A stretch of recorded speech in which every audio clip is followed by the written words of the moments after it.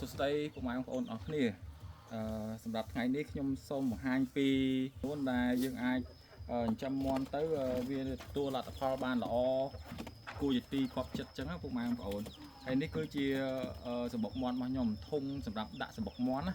ធុងសម្រាប់ដាក់សំបុកមាន់ហ្នឹងគឺត្រូវមានប្រហោងខាងក្រោមណាយើងមិនមែនវះតែខាងលើទេវះខាងលើអញ្ចឹងហើយគឺត្រូវមានប្រហោងដើម្បីឲ្យចរន្តខ្យល់វាចេញចូលនៅក្នុងសំបុករបស់យើងអញ្ចឹងណាហើយទី2គឺសំបុកមាន់របស់យើងហ្នឹងគឺត្រូវតែមាននេះមានបើនៅចការបស់ខ្ញុំប្រើជាប្រភេទស្ដៅស្លឹកស្ដៅលាក់ព្រោះខ្ញុំមានជាស្ដៅលាក់អញ្ចឹង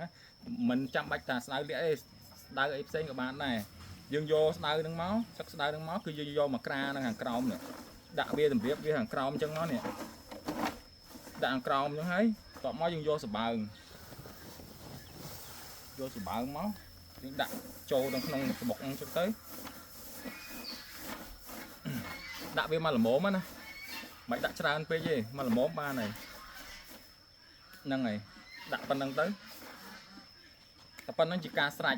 គឺសមាឲ្យចៃក្នុងសំបុករបស់យើងគឺអត់មានទេហើយមេមន់របស់យើងក៏អត់មានសមាមានចៃដែរវាជួយសម្រួលដល់មេមន់របស់យើងឲ្យមានសុខភាពល្អវាយប់ប្រលប់អីវាដេកអី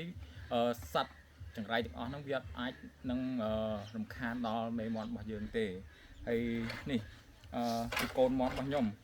កូនមន់ដែលទៅបង្កើតកូនអាឆេះឥឡូវកើតមកកាត់បាន2វគ្គអីព្រោះវគ្គមុនហ្នឹងពោមួយសាហើយអាវគ្គក្រោយមួយសាទៀតចឹងនេះឥឡូវញាស់ហើយស្អាតមែនតើធំដៃជើងធំមែនតើនេះអានេះតឹមញាស់មកអត់តន់ស្ងួតរោមផងនេះហើយមកជើងវាប៉ុណ្ណាណៃមកជើងអូស្អាតអានេះធំអានេះមួយអូអានេះមើលសបល់កាត់ទៅបាវាមកឲ្យធំដៃជើងធំនេះស្អាតមែនតើប៉ិតបាវាងាប់បាត់ហើយបងប្អូនអើយស្ដាយស្រឡាញ់វាដែរមិនធ្វើម៉េចវាងាប់បាត់បែរជាការធ្វើផែរបស់យើងនេះគ្រាប់ទៀត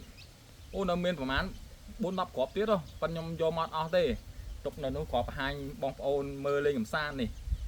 ហើយសបល់អញ្ចឹងសបល់ឆេះដាងហើយនៅមានអាទូចទៀតអាវគ្គមុនអានេះវគ្គមុននាងធំតិចអី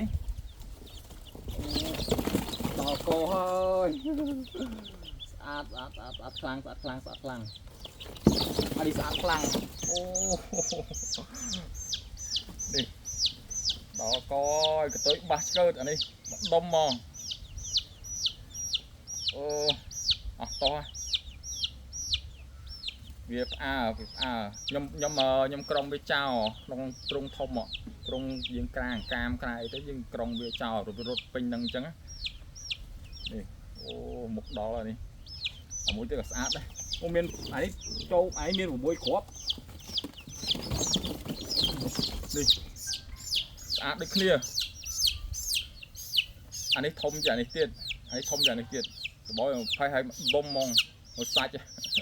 ហាប់ណែនហ្មងកូនមន់នេះខ្ញុំស្អាតល្អមែនតើបងប្អូននេះសបុក3-4សបុកវគ្គក្រោយហ្នឹងគឺការរៀបចំរបស់យើងវាត្រឹមត្រូវតាមអ្វីដែលពួកវាចង់បានអញ្ចឹងការផលិតកូនផលិតអីគឺវាល្អតាមនឹងដែរបងប្អូន